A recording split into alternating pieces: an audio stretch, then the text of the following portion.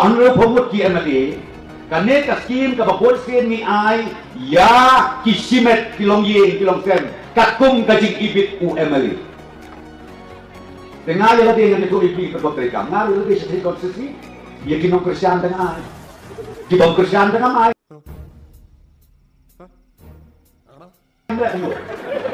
nggak perlu nomor lajok saya lepas suatu teman kita Kristyan kane ka scheme kade ka bagi hak ay ya kinong Kristyan.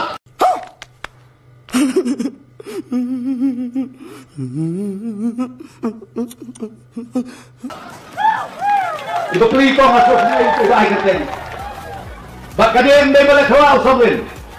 Ka polisi jong ikasulka. Lapalat. Baru anu pemut tiyan lagi gila ya kata. Geli nu kusen yung video kung parang ba uti pa ay. Lapalat M. Nay ako alalod. Buyo poy. Siya ko ang jod. Ngin kan ma. Bangiwan hakan ka yeng dorbar. Ya ke penghapan pendat. Ya kata kalengkor. Bagi pan mong song laban ong kiba Kristyan ne wakim simla Kristyan. Ya ban simlang iki. Kong lagi jong hi. Namar bangikit ya kejuk kalengkor. Kong kinang may kamat. Nagaliang ngajong aku museum. Ngakwa ban penpa kat mi barok hi pradkhot. Pagadwar kejong kapag office kabang ngasyon. Ngalong kabla kulut babi nyerung kat apa pisau penkam banyak gendong. Namaru bangamla penkam terai.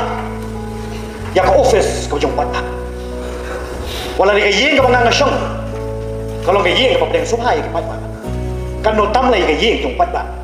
Kabangan kang kerdak dan ki patah dan ki pranong mi kapat. Ni what? Ki nan buat deketin ki staff mau ki batray di office. Long lai luit babi nyerung. Long lai luit babi nyegedong.